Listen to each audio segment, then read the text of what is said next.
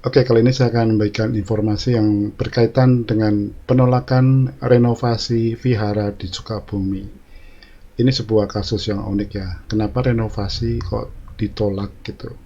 Yang menolak ini adalah sebuah ormas Islam di Sukabumi dan juga didukung oleh MUI setempat. Yang ini yang mengerankan ya.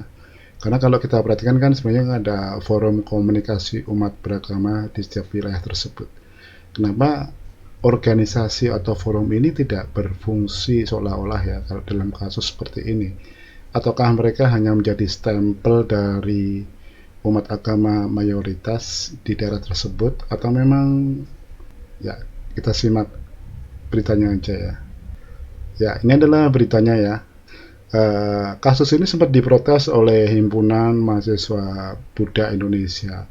Mereka menyayangkan renovasi vihara di Sukabumi yang ditolak oleh ormas. Ya, coba kita cek beritanya. Jadi renovasi vihara yang bernama Jiu Tinkung Sukabumi Jawa Barat ditolak sejumlah ormas dan juga Majelis Ulama Indonesia Kecamatan Cijuruk, dan Himpunan Mahasiswa Buddhis Indonesia menyayangkan penolakan renovasi vihara tersebut. Ya. Sebenarnya alasan yang dikemukakan oleh ormas ini juga sedikit aneh ya. Menurut mereka itu renovasi tersebut tidak memenuhi syarat. Yang kedua, mereka itu takut terjadinya budanisasi di wilayah tersebut. Nah, kalau persyaratan ini umum lah, banyak dilakukan oleh ormas-ormas di beberapa daerah untuk menolak pembangunan maupun renovasi rumah ibadah non-muslim ya. Mereka berdalih soal persyaratan. Nah, mereka menggunakan pendekatan legal untuk itu. Ketika misalkan standar ini dipakai untuk mengaudit legalitas dari masjid di daerah tersebut, mereka pasti juga nggak mau. Ya, ini kadang-kadang kan sikap arogansi ini sering muncul di beberapa wilayah di Indonesia.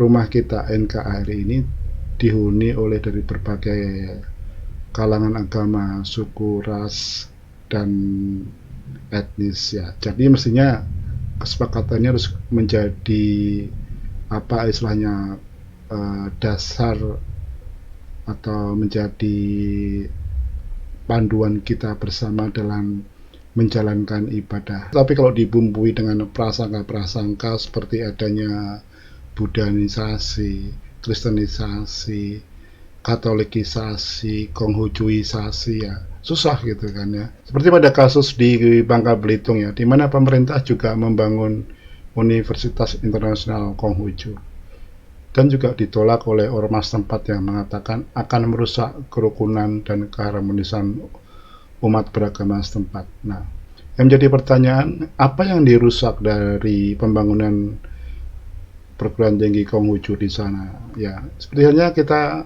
mempertanyakan juga mengapa sebuah renovasi vihara bisa mengancam eksistensi iman lingkungan sekitarnya.